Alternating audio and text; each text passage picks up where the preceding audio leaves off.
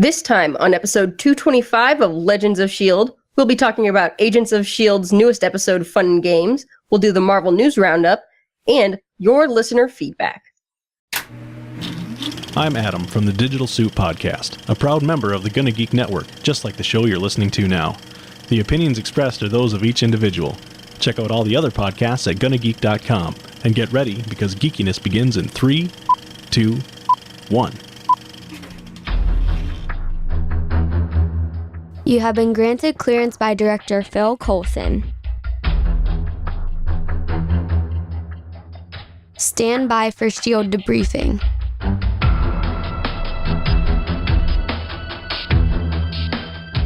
All information to be discussed here is classified and may only be discussed among agents granted clearance by the S.H.I.E.L.D. Director. Now it's time for your scheduled debriefing. I'm Director SP. I'm Agent Haley. I'm Agent Lauren. Welcome to Legends of S.H.I.E.L.D., a Marvel Comic Universe fan show. The show is recorded on Sunday, January 7th, 2018, live from the Legends of S.H.I.E.L.D. studios and broadcast galactic-wide via www.geeks.live. Ladies, happy National Bobblehead Day! Yay! All my bobbleheads are in the other room. I've got that bobblehead too, but it's just out of reach. I've got Captain Marvel. Oh, I'm going to get Captain Marvel. Oh, yeah, I got Captain Marvel. I'm messing with a Ant-Man bobblehead right now, bobbling the head. Listener, and oh my god, that sounded filthy. Captain Marvel. So go to YouTube and watch our video. Watch us bobbling heads. Yes, exactly. Bobbling the head is the dirtiest thing I think we've ever said on this podcast. We've said some awful things here before. It's true. Yeah, I'm remembering all of them. And with that, let's continue with the podcast, not saying the dirtiest things ever. Legends of S.H.I.E.L.D. is a fan-based podcast on the ABC television show Marvel's Agents of S.H.I.E.L.D. Marvel's Defenders on Netflix, Legion on FX, possibly, if Haley ever puts it on the schedule, Gifted on Fox, the Marvel Cinematic Universe, yay Black Panther, and the Marvel Comic Universe in general. Because of killer balls. If you'd like to talk to us about killer balls, you can visit our website, legendsofshield.com. If you'd like to leave us a voicemail about killer balls, you can get us at 844-THE-BUS-1. That's 844-843-2871. You can find our Facebook page, Legends of S.H.I.E.L.D. Podcast. You can find us on Twitter at Legends of S.H.I.E.L.D. And you can find all of our videos on YouTube at youtube.com/GonnaGeek. And remember, Legends of S.H.I.E.L.D. is a proud member of the GonnaGeek.com network. Yes, indeed, we are. And I just want to point out, even though she is not a full agent yet, for reasons that you need to go back and listen to last podcast to find out, Michelle was trying to be here, but just couldn't, and was dealing with some back pain and is going to sit this one out, but she should be back next week, and we can get all of her takes as well as her mom's takes next episode. And with that, we're going to move on into the main event.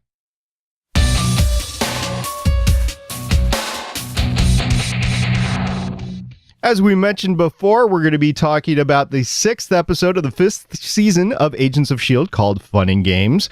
This aired Friday, January 5th, 2018 to a live rating, which was up actually a little bit from the last episode of Rewind, from 2.40 to 2.48. So we are on an upward swing, and everybody's talking about Agents of S.H.I.E.L.D. And if you have not told your friends to come back and watch Agents of S.H.I.E.L.D., you need to do so immediately. It's a great season, as you should know if you're listening to this podcast, but get somebody else to come back, and we should increase those live ratings up. Besides, there's a lot of fun live tweets that's going on. A little bit about that later. In the meantime, Haley, what's up with the title, Fun and Games? Well, everyone remembers the big Parcheesi tournament they had in the middle of the episode, so that was the fun and games of this episode. Oddly enough, I did watch 2 board games on the television this past week. One was like a weird version of chess that I've never seen on Vikings. And if you haven't seen Vikings yet, you probably should go watch Vikings. And it was an interesting chess game. Indeed, the other was just another chess game, actually, from a recorded Hallmark holiday movie called The Christmas Train, and there was a chess game from there. So yes, there was chess on my TV this week. Unfortunately, no Parcheesi, no chess involved in this episode. Haley, you are wrong once again. Lauren, help me out. What is the title? The title has to do with the fun and games, in quotes, that the Kree and other horrible aliens are having at the expense of the sad, sad humans on board. I'm not sure that's right. Well, I mean, it is for the horrible, horrible people in charge. They're having fun. Yes, the Kree, party animals that they are, having so much fun. And all the other... their fun is not our fun. Their fun is significantly not our fun. That's fair enough. It's like Dothraki fun, really. Yeah, it's like the opposite of Dothraki fun. It's like ancient Roman fun. Okay, like Spartacus fun. Yes, like Spartacus fun. Okay, we found the analogy and we're going to stick to it. It's like Spartacus fun with less penis and boobs. Aw, sad day. Right? Very sad day. I was just thinking of what we lost here. Okay, in the meantime, let's move on with the creative team behind this great episode, because I believe we all agree it's a great episode. Lauren, who directed this episode? Yeah, a little-known director named Gregg. Our very own, director of S.H.I.E.L.D, director of our hearts, Coulson himself, Gregg. This is his first directing appearance on Legends of S.H.I.E.L.D, but it's not his first directing credit. He actually has directed 3 other things besides this episode. One is a movie called Choke, which is based on a Chuck Palahniuk novel.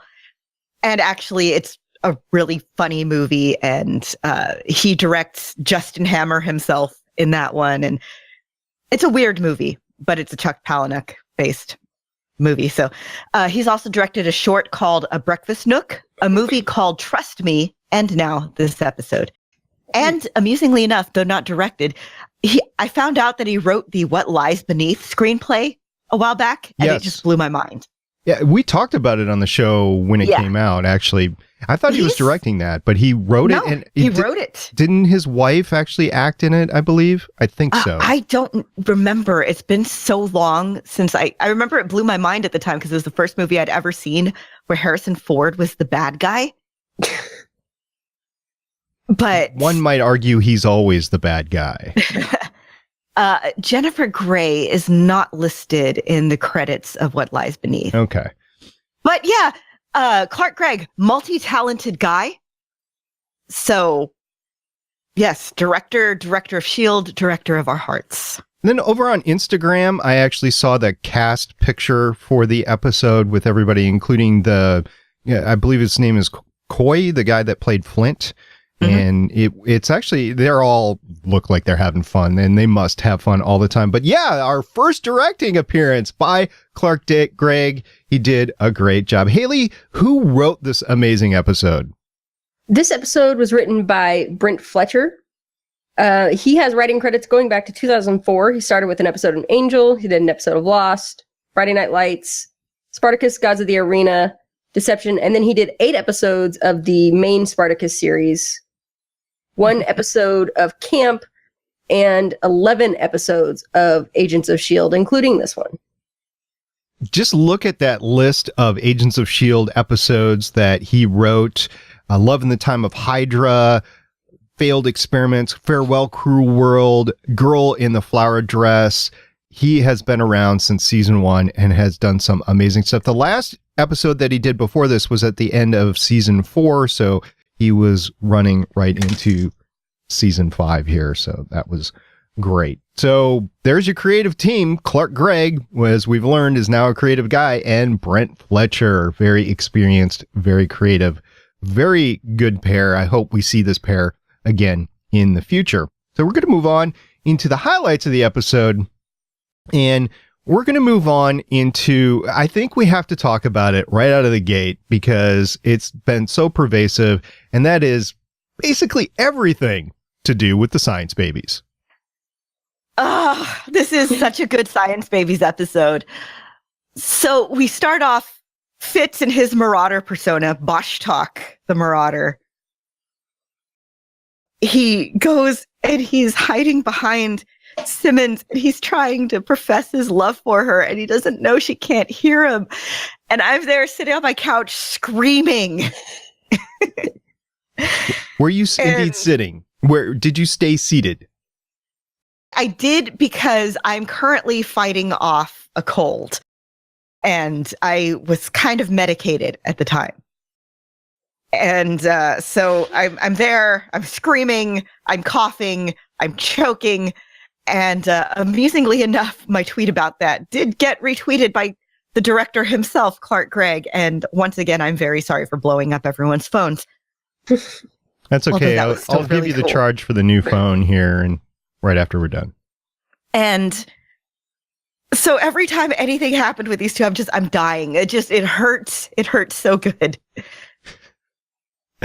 Yeah. Are you sure you weren't maybe pre-gaming a little bit along with the medication? I was not pre-gaming because that is a very bad idea to do when you are taking anything with acetaminophen.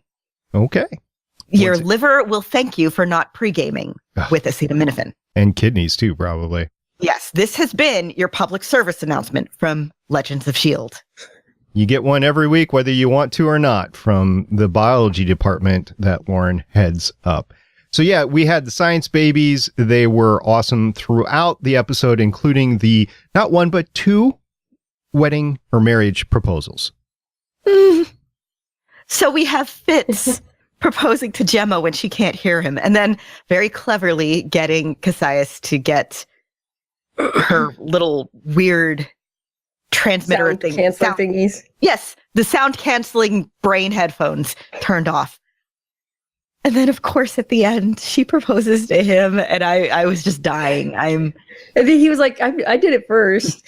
She's like, oh, of course you did. Okay, so we know that she is adept at reading lips, and we know that she was looking out the window. And I know that Fitz was kind of shadowed by herself, but you got to think that she actually knew he was back there, and she was reading his lips through the window reflection. I don't know, because first of all, okay. So this past week, I was reading a thread on Reddit about, it was a question asked to deaf people about how they dream. Like, do you dream in sign language, stuff like that?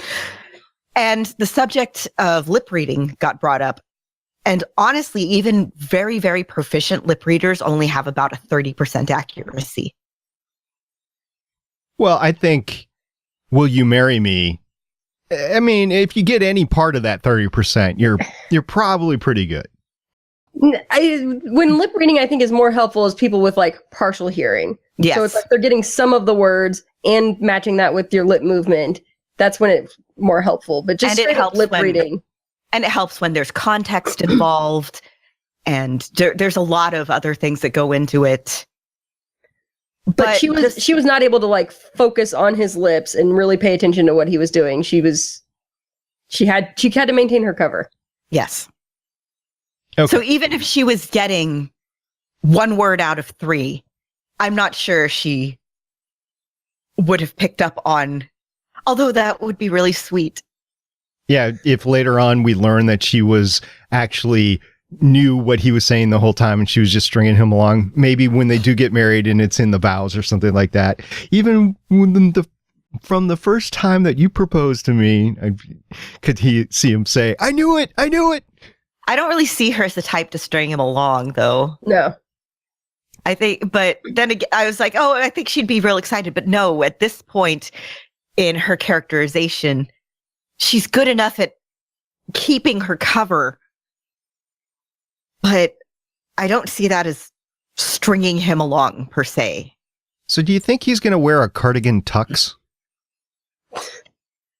I think that would be adorable. They wear formal lab coats. Have you seen that commercial where the couple is wearing like knitted formal wear at their wedding? Yes. It's so cute. That would be hot. Like literally hot. Like literally sweltering. It'd be very warm, yes. Yes. Toasty. That does not play into my headcanon of this show ending on a beach with Phil and Melinda. Yeah, no, they wear a very nice, light summer wear. And they get married on a beach. And then Phil and Melinda are like, do you want to do this too? And they're like, I don't know. But then ninjas come in and everyone pulls out a gun. And No. I have like the last 2 minutes of this series already like written in my head. So just stop. Okay. It's like, I actually, now that we've got a proposal, it'll be Fitz in their wedding, and then it'll be like all the couples sitting next to each other and looking at each other. And then, you'll flash forward a little bit and you'll have Daisy running S.H.I.E.L.D. and you'll have the science babies together in a lab. You'll have Mac and Yo-Yo out. Probably, actually, they'll be moving into a new house together, and Phil and Melinda will be on a beach together in Tahiti. That's how the show ends. So, sipping Mai Tais. Yep. Why not? Mai Tais are good. So, question for you ladies. If the ratings continue to go up, and I know it's a long shot, but if the ratings continue to go up and get above 5, get to like 6 or 7, do you think we'll be seeing? I don't think that's going to happen. Okay. Well, let's pretend it is going to happen. You think we'd get to see another season? Or you think we're still marching towards the end game here? I don't know if we get another season. I just want to make sure that they end the show the way they intend to end it, and it doesn't like end in a place where it's like, oh, we thought we were going to get another season, so we didn't wrap it up the way we wanted to, and then they didn't give us another season. Like, I really, really don't want that to happen. And I feel like they're in a good place this season to end the show well. We've had a good experience with this. There's a lot of other comic book content out there now. It's pretty saturated. So I feel like this would be a good season to end on. Plus, you don't want a show to overstay its welcome. And I feel like 5 seasons is a really good length. I do. I think nowadays I would prefer 7, but 5 is good enough. Now, here's what my last 2 minutes of the whole series is in my headcanon is. It's everything that you just said, followed by a quick 15-second thing of Talbot waking up from his shooting-induced brain coma, coming back to life, and then we get the spin-off series with Talbot and his mustache. Have mustache will travel. Talbot can be in Daisy's flash thing, where she's giving him orders. That would be fine. Oh, that'd be cool, with her on whatever bridge or CIC center running Agents of S.H.I.E.L.D. as director, Daisy Johnson, and yeah, that'd be awesome. Oh, okay. Headcanon accepted there. All right. So we have Fitz, who both Fitz and Simmons do things outside of actually proposing to each other. Simmons, for her part, finally gains just a second to steal a knife to help her or somebody escape. And she steals it from Fitz, who's the only one who's not going to say anything about the missing knife. And then there's that whole snail thing that came after that as well. But that was awesome. Is so, again, that is so very Spartacus. But the thing is, it's the 1960s Spartacus. There's that whole snails and discussion, the very, very super homoerotic discussion where the guy basically says, hey, I'm gay as hell, but uses snails as a metaphor because you can't say gay in the 1960s, apparently. But the first time they brought up snails, and I'm already in a Spartacus mindset. And of course, because the guy who wrote this wrote for Spartacus, and honestly wrote an episode of Spartacus that I would like to talk about in a bit that really, really relates to this episode. And so they bring up the snails, and there's that double speak going on with the snails. And that's all I could think about is the Kirk Douglas Spartacus. Even if it's in the context of politics instead of, hey, you want to sleep with me? So that was a cool scene because Fitz is really showing his cojones out, his blue balls, if you will. He is looking out for himself. He is taking all that evil Fitz from the framework, and he is definitely using every bit of it to gain every sort of advantage that he can get. And it was just awesome seeing him use his evil powers for good, basically. Yes, we're seeing this again. This is a thing that I've been loving about this show lately. We've been seeing these disparate storylines build on each other. and the characterization build on each other. We see Simmons go from somebody who's just, she can't lie for anything, to literally just being somebody who can just be stone-faced in front of the enemy. And we see Fitz, our happy-go-lucky little scientist, now using the power of evil for good. And it's amazing. I love it. I love it so much. I kind of want to go back and watch The Train Job now, which I think is the first time that Simmons goes undercover. I think you're right. I think it would be fun to see that again. Yes, just the characterization. It's so good. It's so good. Now, she didn't go undercover willingly here. She just had the experience to actually pull it off and use it as undercover. So we've seen a lot of deaths in this series so far. Basically, everybody that we know that we've come to like in the future has ended up dead. We've got Ben, who is the Inhuman that could read minds, is killed by I Sonara. want to talk about this in particular. Okay. So we have May versus Ben in a gladiatorial scene. And then later on, Ben ends up being killed by Sonara's balls. And he tells, he uses his mind powers to tell Skye, don't blame yourself. This is a scene very reminiscent of an episode that Brent Fletcher wrote for Spartacus called Party Favors. That was kind of a turning point for the Spartacus character, where a character that he's friends with in this kind of gladiatorial exhibition ends up being forced to be killed by his own hand. And it's a character that we've come to know and really like as the series happens. And it's horrifying. It's sad. And it's very much the same sort of feeling that we're getting here with Skye being forced to watch as this happens, and this guy telling her, don't blame yourself. And hopefully this ends up being a thing that will help kick off a rebellion. I think this is a reason why this writer was the perfect writer to work on this episode.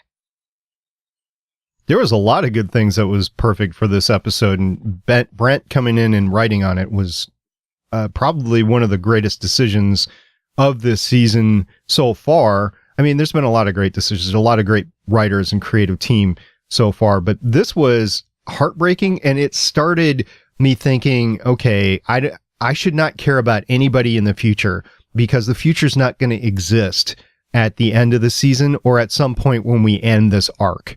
So I don't know if we're going to do another arc or not. I'm thinking this is for the long game, and we're in this for another like 10, 13 episodes, whatever it is.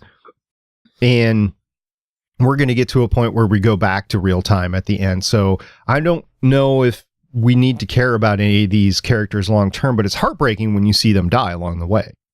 I think we are going to have at least two arcs in this season. We're going to get through this future arc, and then it's going to be going back and having an arc in present day to kind of get them to a place where they're not like fugitives being hunted down by whatever is happening back there. Oh, that's right, because we got the colonel or general or whatever it was. I was trying to look at, I watched the episode again after we podcasted on it, and I was looking at her rank, and I could have sworn the first time that I watched it, it was colonel rank, but then I'm looking at it again, and it looked like it might have been brigadier general or major general rank, which is 2 stars.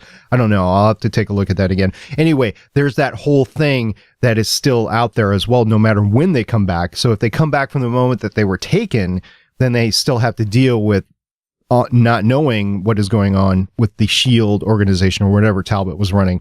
Or if they come back afterwards, they got to come back and clean up that mess because there's no Agents of S.H.I.E.L.D.s left.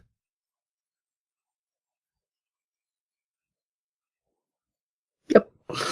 Okay. So we got Ben that died. We got Tess that died. And that I did not see that sad. coming. I actually got Tess's angry. death made me angry. Yes, because it's so it's senseless. And that's the point, is these Kree catch her, and I don't know if she died by hanging or if they're just displaying her corpse, but she's just there being hanged and displayed as a warning. And I liked Tess. Yep. It's just, it's awful. This future's terrible, and they don't have tacos, and everything sucks. This place is the worst. Do you see any cows?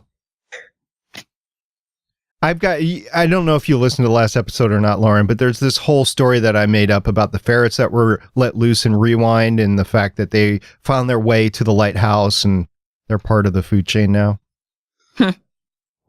Oh no. Right, because you don't see any cows, do you? No, I don't. Okay. No, but to be fair, we haven't seen anyone eating meat either. We've only seen them being fed the bachelor chow. Yes.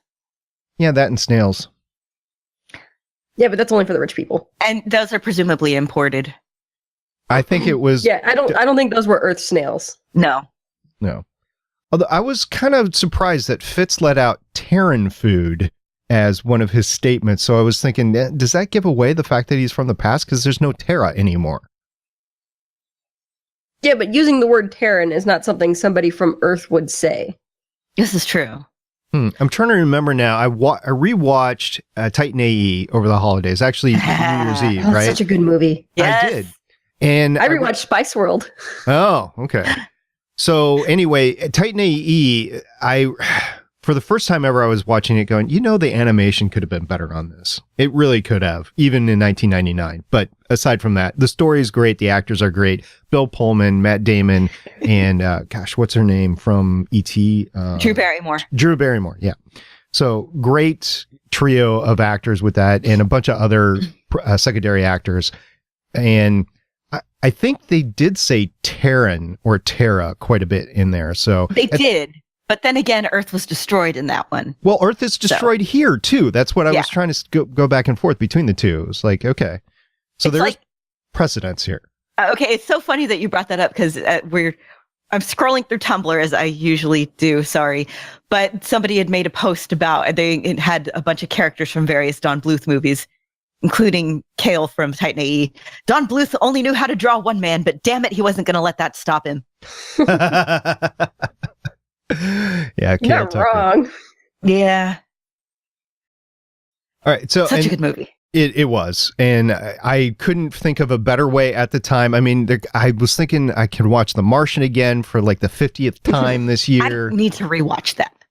I don't remember if I've made the recommendation, but Artemis by the same author, Andy Weir, so good, and the audiobook read by Rosario Dawson, our very own Claire Temple, extremely good. Sweet. It's Rosario Dawson reading at you for 9 hours. What's not to love? Lauren, someday Rosario Dawson is going to say, this new book, this great book, X, whatever it is, it's read by Lauren and it is awesome. And, and then Lauren will die. We will hear a scream coming from the direction of Texas and then be notified of Lauren's death. There will be no more books read by me because I will be dead. So for the listener, in case this is the first time you've ever checked us out, Lauren is a voiceover actor and does book narration. So this is something that conceivably could happen and probably will. I just willed it to happen. So Rosario Dawson, if you are listening to this, please, the next audiobook that comes up by Lauren, you got to say that. Or she could just comment on our YouTube video and kill Lauren and I both. This is true. We would all be collectively dead. She is night nurse, though, so she doesn't want you to die. But she is turning into a warrior, so... Okay, anyway, Grill died. She could save us. Yeah. She could save us. I wouldn't complain. Right, she could save you. Okay, so Grill is another death that happened, so they're killing everybody inside the lighthouse. But this one was deserved, and I was happy. He's had it coming for a while. He had it coming all along. I don't disagree. He ran into that rock. He ran into that rock 10 times. So this poor little kid, Flint, who just got his brand new spanking inhuman powers, the power of rock. Is he going to put the Earth back together? Oh my God. He could. Oh my gosh.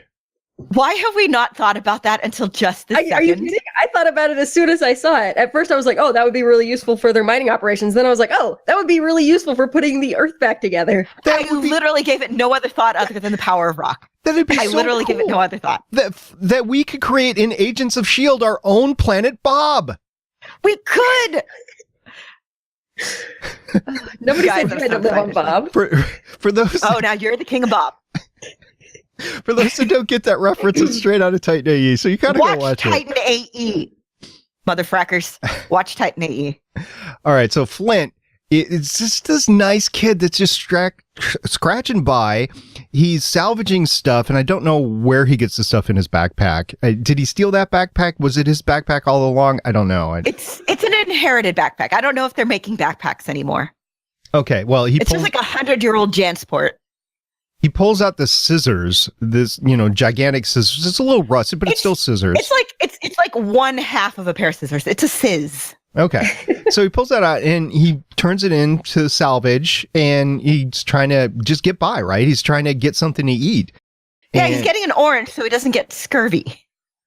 And they all have scurvy. Smart kid. I guess they got to have so many horrific diseases. Scurvy and rickets all around. Scurvy, rickets, pellagra, just every riddled with parasites. Yes, riddled with parasites. I'm going to disagree with you ladies here, and this is the reason why. Is because we talked about they have so many poop-related diseases because they're living in close quarters. This is an actual problem. I don't disagree about that. You have died of dysentery. But the whole point. Yeah, that's the whole point. Yes. The whole point of this human little colony is for Cassius to actually breed everybody to breed in humans with more powers. So he wants a healthy population. Yeah, but he kills the population all the time. He doesn't really care. All the people who die are weaker, finger quotes. Just eugenics is a horrible thing, okay? Mm-hmm. Eugenics does some truly horrific mind gymnastics. And he's pulling out the ones that he really wants by the age of 18, because that's when they go through Terrigenesis. But they have to be healthy at that point. So he wants these kids to stay healthy. They don't have to be that point. They don't have to be healthy. Yeah. They just have, they have to be alive. And then, they can start being fed better and stuff. Okay, when's the last time you saw an unhealthy kid on this set? We barely see kids at all. Yeah. Never, because it's even the poor ugly, they keep making a big deal of, oh, her skin's so beautiful, literally everyone on this set looks fine. They look better, they have better skin than I do. Yeah, I mean, Grill's weight alone is an issue for me. I mean, that dude is well, that's because he's the corrupt boss. He's getting the good stuff because of his position. You don't get muscles like Zev has without some protein. Again, you find people to roll over and you take their stuff. All right. I still say that Cassius wants a healthy human population. Small, manageable, but healthy. Well, he does. He cares because he wants the Inhumans. He doesn't. Yeah, but again, they don't have to be healthy to provide that. Yeah. And remember, nobody is actually having babies. They're being grown in the labs and then distributed. So you don't even have to have a population healthy enough to breed. All right. We'll agree to disagree here. Eugenics, it's terrible. Yeah, definitely. I will agree with that. Eugenics is terrible. Anyway, so Flint is this nice kid who is 16, right? Because it's 2 years early for him, right? Yes. Mm-hmm. Okay, so he's 16, and he should be running for student governor and treasurer, right? Yes. We find out that Mac was very fiscally responsible in high school. It does not surprise me at all. I love Mac so much, you guys. Of course he was the treasurer. I love him. At least he can go back to having a job once he quit S.H.I.E.L.D. I feel like he was, Mac the character was probably one of those guys that was scrawny and lanky in high school and didn't become, Mac until much later. So he was just this awkward, tall, dorky kid who wanted to make sure the finances were well managed. I kind of like that, and I kind of also like the idea that he's just always looked like that, but he had no interest in sports. He just liked nerdy stuff. He likes video games, he likes financial responsibility, and he likes horror movies. So he's like, why would I want to do that stuff? I just like doing this and also lifting weights. I mean, so I know a thing or two real about life Vin Diesel. Yes, he's real life Vin Diesel. I know a thing or two about sports and body development and that sort of thing. And I completely understand, in high school, you can be tall and lanky, and it does take 3 to 5 years after high school to put that much muscle on, to have that physique. That's what I'm looking for. So Yeah, I get that. I think anybody coming out of high school is a lot lankier than. Yeah, I remember being in band, and there was this one guy that was in the trombone section, I think, that was standing next to me for one set. And this guy was like, I don't know, 6.5 feet tall, built like a toothpick. And I remember I would just look at him and I was like, how are your ankles not breaking right now while you just stand there? You are a skinny dude. There was a kid in my sister's class that was 6'5", 128 pounds. Was he as thin as a paper? Yes, he was. He played basketball and the ball got stuck between the rim and the backboard. And so, when that happens on a guy's game, they have like the tall guy go up and knock it loose. It took him 2 tries to get enough oomph to knock the ball loose. Oh, no. Oh, so he's playing center, but he's getting knocked around pretty much. Yeah, a little bit. All right. Anyway, Flint has to go through this Terrigenesis because Cassius wants more product to sell. So he rounds up all the kids that are between 16, probably 14 actually, 14 and 18, and they're going through Terrigenesis. And no, there's only like 4 of them. Right. At least at this point. Yeah, all the kids. All the kids. So 4 kids, and they go through this Terrigenesis, and the mist, I was thinking, if there are other kids around them, I didn't see any other kids, but there were younger kids around that the Terrigenesis crystals are out in the open. It's not like it's in a contained phone booth like it was in Inhumans. I'm assuming that vent that they're standing over keeps it contained, but I don't know. So there's 4 kids, and he's the only one that turns. And here's where it gets sporty. I watched this like 3 or 4 times, and I didn't fully understand what happened until they explained it later.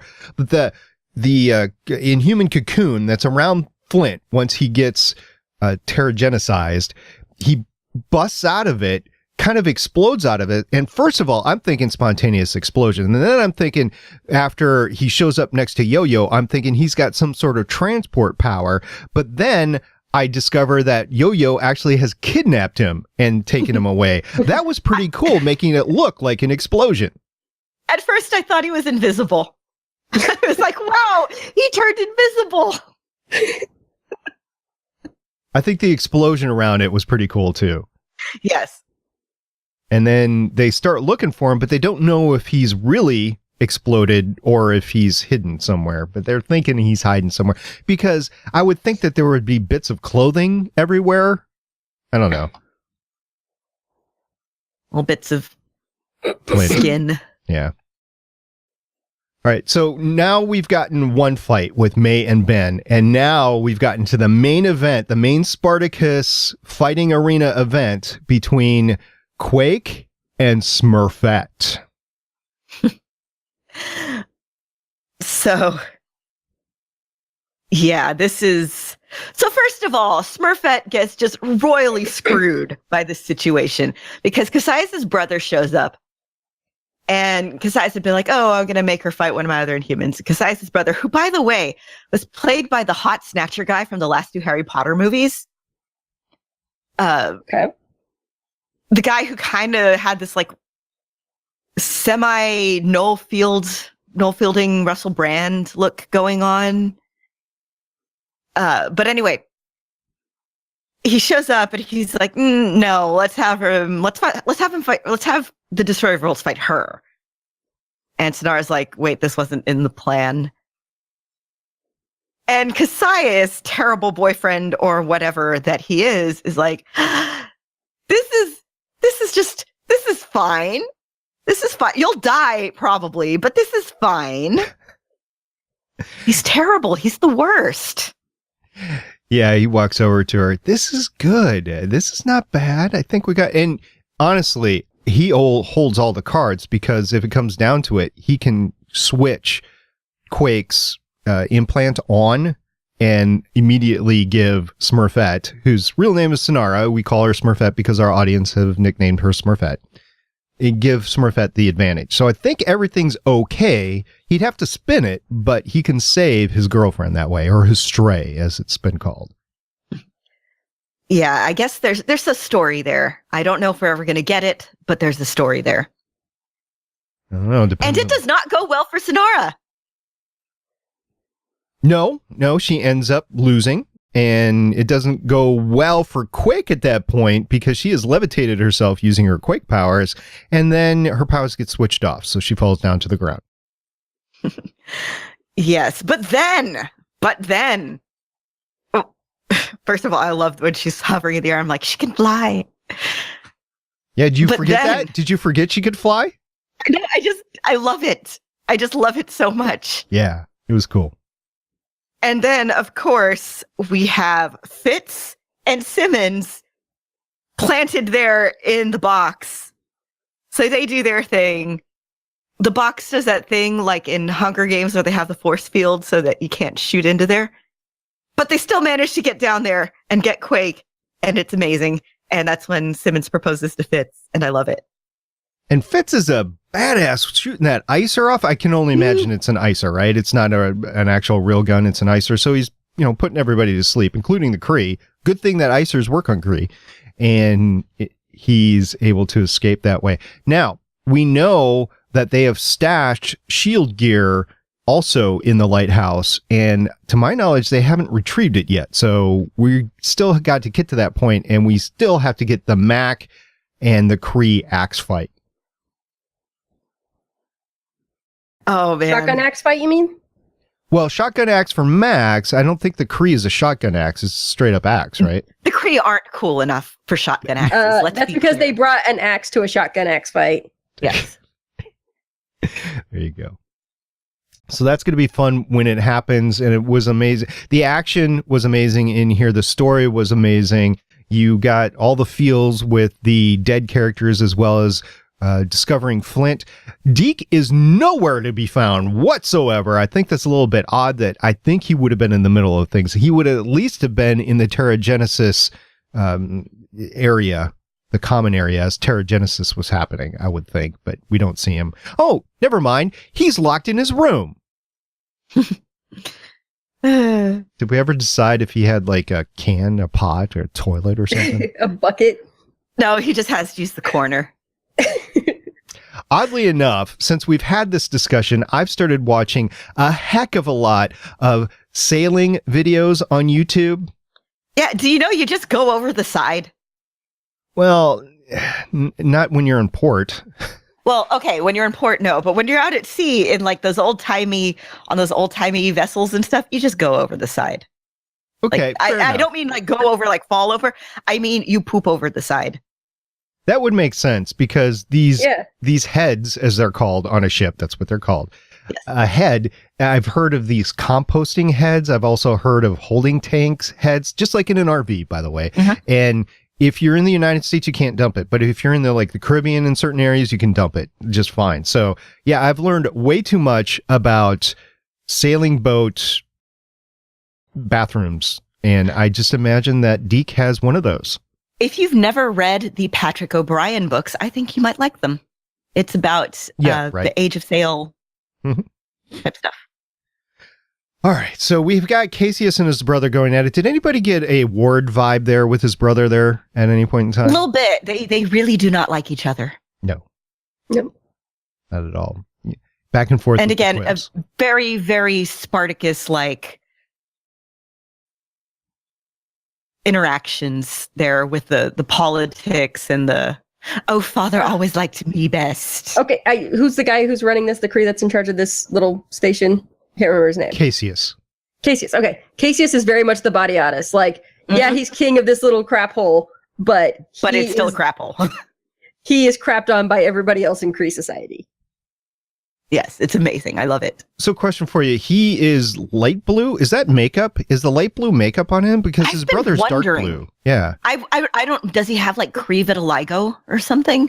Because his lieutenant lady, Smurfette, has it too. It seems almost like they're putting a white makeup on. Well, with her, I think it's deliberate. It's a deliberate makeup. That's what makes me think it's deliberate with him too. But then I honestly don't know. I don't know if it's Kree vitiligo, if it's makeup, if it's I don't know. Some sort of it definitely marker that maybe he's not fully Kree. I don't know. Oh, could be. Could be that's why he was sent away, because his father was disappointed in his, to use a Game of Thrones term, bastard child. So it could be. Now, the way I'm thinking it's makeup, though, or the way I noticed it was just because this is supposed to be his brother, and his brother is just a vibrant dark blue. Now, he could have been wearing makeup, too. I have no idea, but... Most of the Kree that we've seen that I can remember in the movies and things are the darker blue, which made me think from the first time we saw these guys that they were wearing makeup. And it's because all the soldiers and stuff that they have that aren't, of our higher rank are just the dark blue. And I kind of thought that maybe it was, a class distinction. Like, if you're high enough up, you wear this white makeup. It could be. He's been banned. We learned that he was banned. We haven't talked about that he was... exiled, I think, was the term that was used, but he said, no, my dad just wanted me to come here and take care of this little outpost. Okay, you were exiled, buddy. Anyway. And then we learned, this came up in the discussion at the table when Fitz was, doing the snail thing and stealing of knives by Simmons. We now know where the roaches actually came from. They're called, for short, Vrels. Lauren, you actually looked up the complete full name. Yes. So what these things are, they are Vrelnexians, and they are actually from the comic. They tried to take over Asgard, and in the comics, they look dumb as hell. So far, like, seriously, go to the Marvel wiki and look them up. They are ridiculous. Okay. So far, though, they look scary and they help control population. That was, you know what? That was a little freaky. So all these people around the table, and Fitz says, oh, they kill each other, or he has them kill each other. And then everybody looked horrified. These are people that want to use Inhumans for bad things. Why are they horrified about humans killing each other? What's going on there? Yeah, that was a little weird. I don't know if they're maybe thinking, oh, this is a waste of resources, or if they're weirded out that they're making the humans kill each other instead of having the guts to do it themselves. I don't know. Yeah. It's kind of funny. And then the whole thing about Fitz later trying to get Ben to be disciplined by another person that's there. And in that case, he says, no, I can't look weak. And he does it himself. It didn't fit together perfectly for me. So there's a couple of discontinuities within the storyline, but overall, I'm not sure if it's discontinuities or if it's just information that we don't have yet. That could be. Like, the more that we find out about Cassius, the more that it's really clear that he's a screw up. I think we've determined that from day one. Definitely a screw up. Again, very much like Badiatus. Yes. So what do you guys think that Fitz sent Enoch to the surface to do? Find May, I guess. That's what I was thinking, but did he have a bigger plan, do you think? Because he asked him to go do it. Well, we also know that there are other people on the surface. We know that. Does he know that? Does Fitz know that? He might have hid some stuff there before he slept. There might be like caches or something. Maybe. That's a good point. Also, I absolutely loved Enoch. Blueface paint. Yes, I am a Kree. I am totally a Kree. I have Enoch, really. Yeah, that was fun. He's, after the whole horror of the initial episode, he's turned out to be a fun character. He really is. Sentient Cromicon. Yeah. Those are the big things that I had in my mind for the episode. Haley, did you have anything that we haven't covered yet? I don't think so. I think we've talked about just about everything. Lauren, are you good? I am good. Yo-Yo is once again awesome this episode. That's all I have to say. Oh, yeah. Actually, there is one thing. We know that Ben was meant to be Daisy's love interest because they killed him.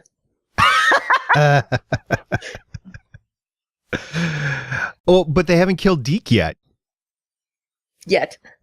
Okay. Fair enough. Great stuff. We're going to come right back at this next week with episode 7. There might be a slight change in the live show. I have yet to talk to these ladies about it, but I might not be able to make it next week. We will see what happens.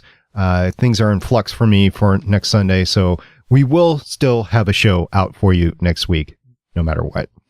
In the meantime, if you're looking for other geeky content, we have a thing for you, don't we, Haley? We do. As we mentioned at the top of the show, we are part of the Gonna Geek Network. And one of the other shows you can listen to on the Gonna Geek Network is the Operation Pug podcast. Their latest episode, episode 51, The Forecast. In this episode, they bid hello to 2018 and goodbye to Connect while collecting all the Ks. Also, Assassin's Creed Origins review, why you should or shouldn't panic, CPU vulnerabilities, and some more spoilery talk about The Last Jedi. All of that on episode 51 of the Pugcast. All right, lots of great stuff, and keep your eyes and ears open. We might have a couple of new shows on the network in the coming months as well, so stay tuned for that. In the meantime, we're going to move on to some news.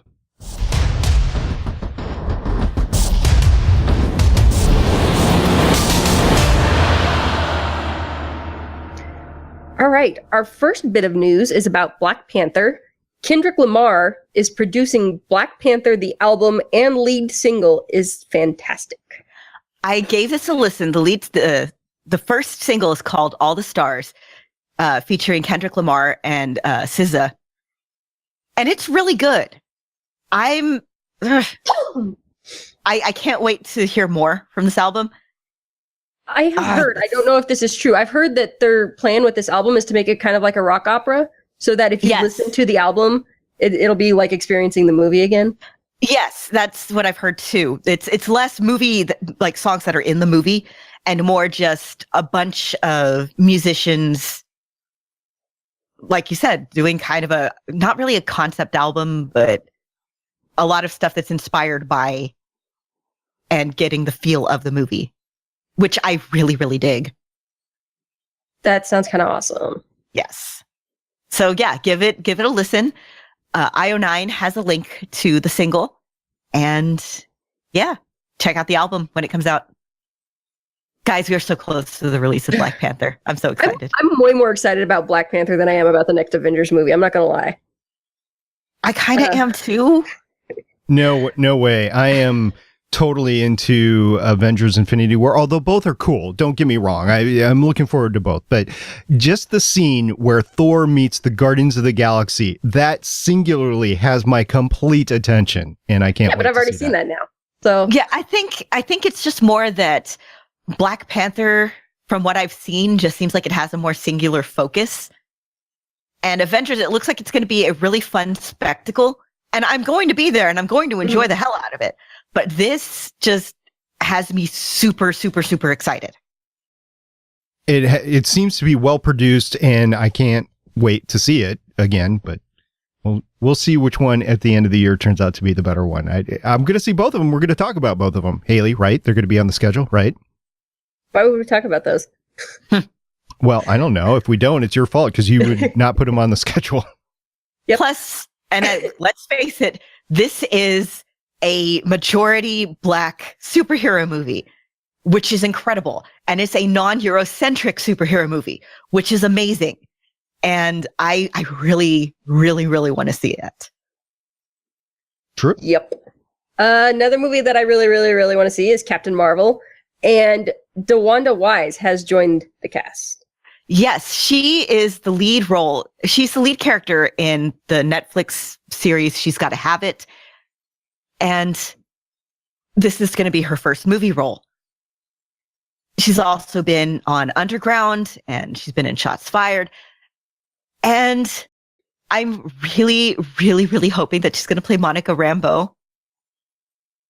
Like, it doesn't say who she's playing. They've been very kind of under wraps about what's going on, but I would love it if we get Monica Rambeau in a Captain Marvel movie.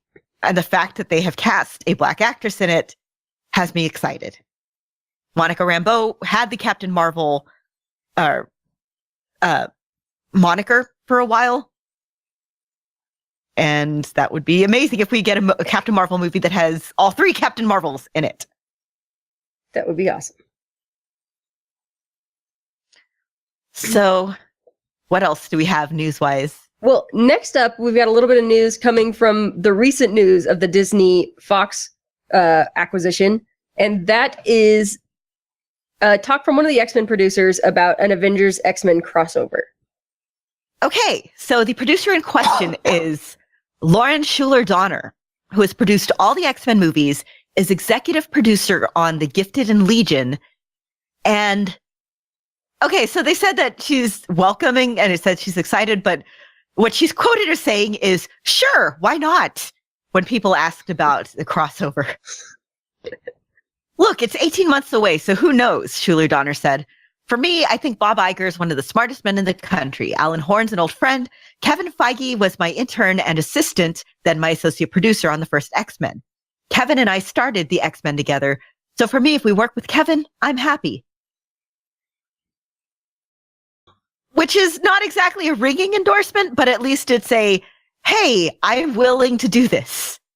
I cannot imagine the MCU not incorporating mutants eventually. I mean, full-blown mutants. It's got to happen. I mean, the monetary benefits, the financial benefits alone is going to make this happen. It's just a question of when. Are we talking about the existing mutant universe that Fox has created, or are we going to create a whole new one? And are there any characters, existing cast that is going to be brought over or not? I don't know. So yeah, it's a question of when, and it's a question of how.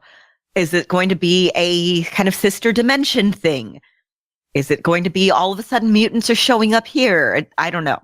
We'll see. Well, my thought was, in the last X-Men movie, not the last stand, in Days of Future Past. Oh, okay. Well, Days of Future Past is the last X-Men movie. Logan is its own thing. But they kind of reset the timeline. They changed the timeline. And then there's movies that are taking place before where we are in the Marvel Cinematic Universe. So they could just say that this new crop of X-Men that are coming through, the ones that we're going to see, and then, we saw an X-Men Apocalypse, or we're going to see an X-Men Apocalypse, that is part of the MCU timeline. So when they catch up to where we are right now in the MCU, then, that's part of all the same timeline. So that's one way they could deal with that. We'll see what they actually do. We've seen what happened with Spider-Man. Basically, there was a Spider-Man reboot, and they incorporated that reboot into the MCU. Still owned by Sony, though. This, they can do a little bit differently because they own most of the IP. I don't think they own all of it now. It's just most, right? They don't technically own the Fantastic Four. Okay. There's some small little production company that owns that and was leasing those rights to Fox. But the thought is that they'll just start leasing those rights to Disney now. But they own all of the mutants. Yes. Okay. All the X-Men stuff they own. Well, good for them. All right. Continuing on news about X-Men and mutants, The Gifted has been renewed for season 2. Yay! Yes. So good. Love it so much. So, Lauren, have you started your watch? Because you said that you were a few episodes behind, but have you started the watch of the season? I am a lot of episodes behind now. Okay, I've been very busy. There was the introduction of a couple certain characters that I was like, oh, Lauren's going to be so excited when she sees this. Yeah, I know. Yeah. And what happened between the mid-season finale? I know what happened with those certain characters, and I did in fact get super excited when I heard about that. I would have been confused as heck had I not started reading the comics a couple of years ago. But I'm so glad that I started reading the comics, and we've been doing Legends of S.H.I.E.L.D. long box because I was able to at least zero in on that and go, oh, okay, that's what's going on. So at least I got that. But yeah, season 2, that's cool. The season's almost over, right? Yeah. The season finale is the next episode of a 2-hour season finale. Oh, really? Yeah. I didn't know it was that short. Okay, well, good, because that clears up my viewing schedule for other things.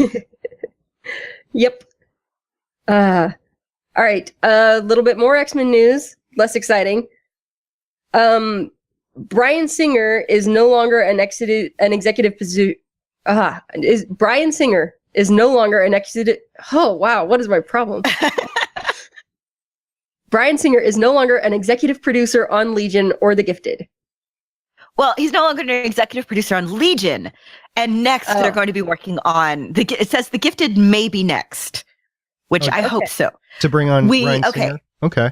No, to take him off of it. To boot him. So that would make sense. Like they would let this season finish up and then next season he's not. Bryan Singer has been accused of rape and sexual assault. And now for those of you who follow along with Hollywood gossip, this is no surprise. It's one of those open secrets. It's one of those big open secrets. He's been known for having twink parties with questionably underage people for years and years and years. It's all very skeevy. But then the actual, rape and sexual assault allegations came in, and he just went from being a creepy guy to a full-on get this guy away from everything. So Noah Hawley, who is the showrunner for Legion, said that Singer asked his executive producer credit be removed following multiple accusations of misconduct, including a lawsuit claiming that Singer sexually assaulted a 17-year-old boy in 2003. And requested it. This is coming from Singer? Wow. It's weird. This follows an earlier report that Fox is considering whether to remove Singer's executive producer credit from The Gifted. However, that situation might be more complicated since Singer actually directed the series pilot, and that contractually guarantees him an executive producer credit. But there's some other things I guess they can do to get around that, so we'll see.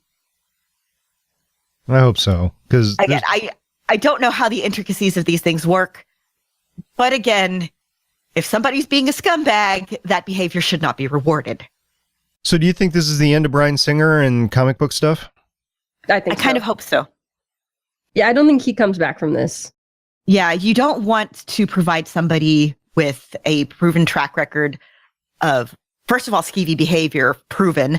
Second of all, allegations of rape and sexual assault. You don't want to provide people like that with an avenue for potential victims. And comic book movies and shows being what they are, there's always going to be underage and circa, like right around that age people hanging around. Yeah, once you know about this behavior as well, like that's a huge liability for the studio to open itself up to. Like you knew what this guy had a history of doing, and you put these young people under his authority. Yeah, you don't want to provide people with a history of victimizing people with more victims. Just from a moral standpoint, that is not the right thing to do. And yes, from a financial standpoint. Well, I don't expect any large companies to behave morally at this point, but to at least cover their own asses when it comes to legal liability. Like that is the standard I expect them to rise to. Yeah, I expect them to be worried about the bottom line, which is money. Yep. Yeah. And this is a thing that, especially in the current climate, could lose them money. And it should if they continue to condone this type of behavior. Totally agree. And yeah, I think it's a little bit different. I just want to point out a difference. It's not, I don't think this is redeemable. So it's not like alcohol abuse or drug abuse where largely the only person you're really hurting is yourself. Yes, you hurt a few people around you, but you're not, your actions aren't directed to them. Sometimes I guess they are, but this is totally different. And I don't think there's any way to redeem this. Like, for instance, Robert Downey Jr. was able to come back from his addiction and partying and stuff like that, but I don't think we'll see Bryan Singer back. Yeah, but that's a situation where he was the greatest victim of his behavior. Yeah, absolutely. Another thing real quick, speaking of social media stuff. So apparently a bunch of actors, including some of the Avengers cast, are in a fantasy football league. And this resulted in Chris Evans and Don Cheadle trash talking each other on Twitter all weekend long. And it's been pretty fantastic. So just go back onto their Twitter timelines and find it. It's great. It's so great. So there's this little thing coming up just in a couple weeks now called, I don't know, the Olympics, right? Mm-hmm. And it's I forgot that that's coming up, actually. Yeah, right. I'm so excited. I love the Olympics. Right. And it's the Winter Olympics. So you have a lot of people in, winter garb as they do their outdoor stuff, their ski slope racing, their bobsledding, that sort of stuff.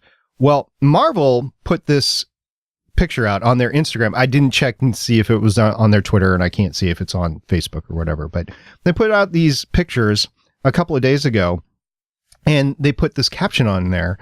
Captain Marvel and Captain America hit the slopes. Good luck. Michael, what's her name? Michaela Schifrin and Lindsey Vaughn. Yeah. And Michaela, I think it's Michaela that's in the Captain Marvel suit. And that is amazing. Yeah. And Lindsey she could play Captain Marvel right now if she wanted. She actually could. Oh my God, this is amazing. I love these suits. So if you haven't checked out the Marvel Instagram account, once again, I didn't double check and see if it was on any of their other accounts. There are two pictures that are just amazing with the Marvel characters basically as ski slope racers. So go check that out at the Marvel Instagram. And if I can figure out a way to like repost that, I will, but I haven't figured that out. Instagram is still way get our own Instagram account. That would be Lauren. So there you go.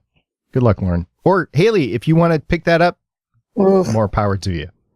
Maybe I have an Instagram account. I think I logged into it one time when I first created it and haven't since then. There you go, Miss Haley, Agent Haley.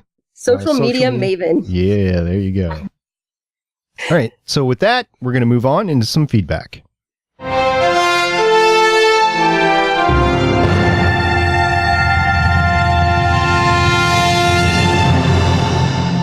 All right. We actually had quite a lot of feedback this week, but to keep us from being here for another hour, I just picked out a few. First from Twitter, from @BornToEatBacon. Okay, Clark Gregg directs them all from now on. Just like that. From now on, that is how Clark Gregg does it. I don't disagree, although the dude actually needs some time to prepare his acting too. So yeah, that is the only downside. Yeah.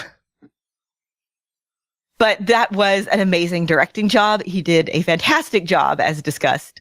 So I am in favor of him directing more episodes. And @Andy Mingna, in response to a tweet from Chloe Bennett, the closest I'll ever be to a Jedi, with her walking in with the hood up and everything. She said, the closest I'll ever be to a Jedi.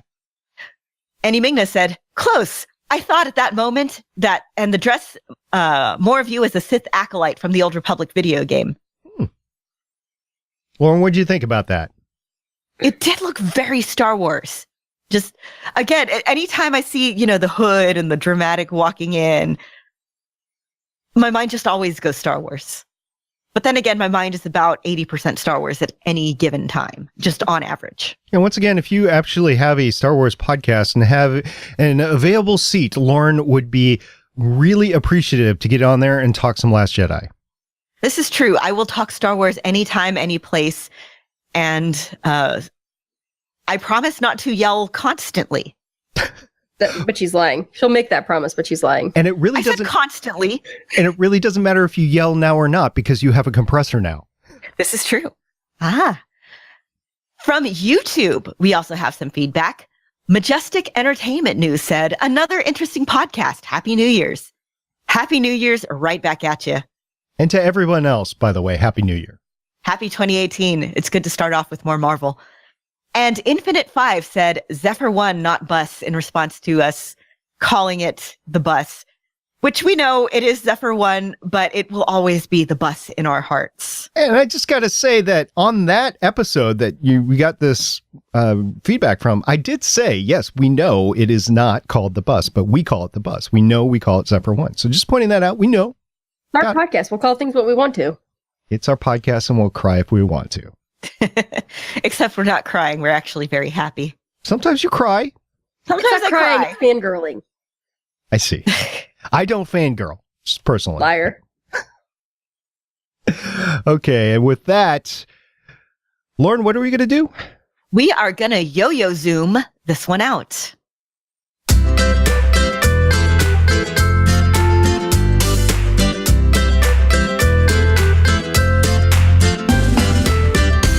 Woohoo! We We are back. It's 2018 and we got a great show. We love podcasting about it. And we got a bunch of other great shows that we could podcast about in case this one ends this year. Just want to thank you. You are watching this on YouTube or you're listening to this on your phone. Thank you very much for checking us out. We really appreciate that. And if there's something that you want us to cover that you absolutely need us to cover, just let us know and we'll try to fit it in, but I'll have to convince Haley. So you might want to bribe Haley. She takes rum. Thank you to everybody who has gotten a hold of us, you know, whether it's during the live tweets, whether it's just during the week when you see something that makes you think of us. If you are a new listener who found us thanks to Clark Gregg retweeting us, wow, you guys, then hi, hope you like the show. Welcome on board. Welcome on board. Welcome to the bus. We call it what we want to. And we love you guys. We love hearing from you guys. We love you. Yes, thank you to everyone that's listening. Thank you to Clark Gregg for retweeting us. We really appreciate that if you're listening right now. If you're listening right now, you could also tweet out that you're listening right now. That would be really awesome. Thank you to everyone that sends us everything throughout the week, whether it's just cool stuff that you found interesting or news or something that made you go, ah! We love all of that. And we love hearing from you. We do indeed. And we can't wait for next week as we do this once again, hopefully with Michelle there. And Clark, if you want to come on board, you're welcome to any week. Yes! Until next time, I'm Director SP. I'm Agent Haley. I'm Agent Lauren. See you guys next week. Bye. Bye.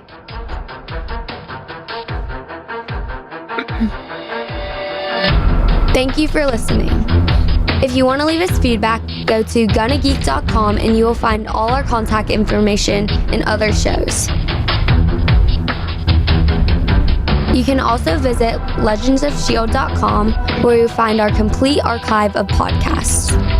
The music heard on this podcast is by Kevin MacLeod, found at incompetech.com, and also artists on pond5.com and audiojungle.net.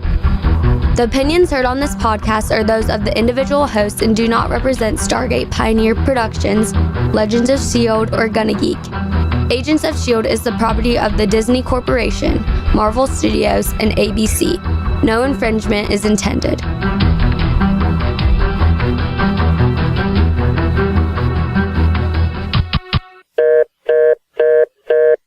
Legends of S.H.I.E.L.D is copyright 2017.